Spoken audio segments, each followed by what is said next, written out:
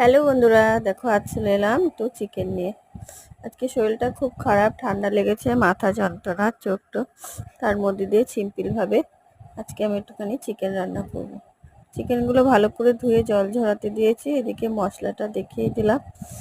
আদা, রসুন, পেঁয়াজ, লঙ্কা, জিরে একসাথে আমি মিক্সারে আজকে পেস্ট করে নেব।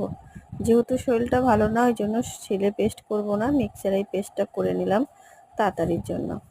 এবার তেলের পরে ফোড়ন দিয়ে মশলাটা দিয়ে টমেটো কুচি দিয়ে ভালোভাবে লবণ হলুদ দিয়ে মশলাটা কষিয়ে নেব। কষানোর পরে মশলা থেকে তেল ছেড়ে গেলে ধুয়ে রাখা চিকেনটা আমি ওর ভিতরে দিয়ে দেব।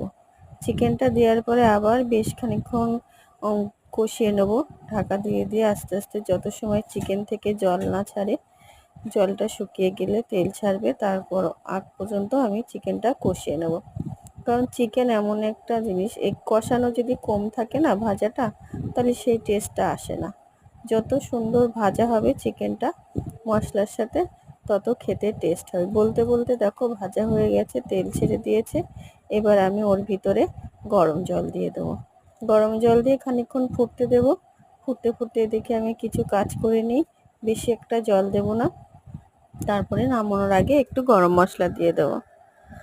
এই ছিল আজকে আমার চিকেন রান্না করা। চিকেনটা প্রায় রেডি। আমার ভিডিওটা ভালো লাগলে তোমরা অবশ্যই সাবস্ক্রাইব করে দিয়ে আমার পাশে থেকো। বাই।